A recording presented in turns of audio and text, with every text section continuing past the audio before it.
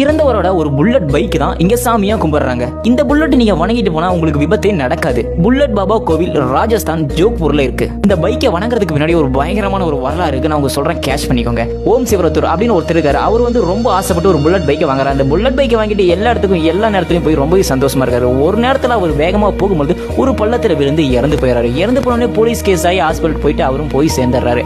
அதுக்கப்புறம் இந்த புல்லட் பைக்கை போய் போலீஸ் ஸ்டேஷன்ல நிறுத்திடுறாங்க. அதுக்கு நைட்டு அந்த பைக் காணாத போய் அவர் உளுந்த இடத்துக்கே போய் சேர்ந்தது. ஸோ மறுபடியும் அந்த புல்லட் பைக் எடுத்துட்டு போய் பகல்லையே அங்கே நிறுத்துறாங்க. அதாவது போலீஸ் ஸ்டேஷன் எடுத்துருப்பாங்க.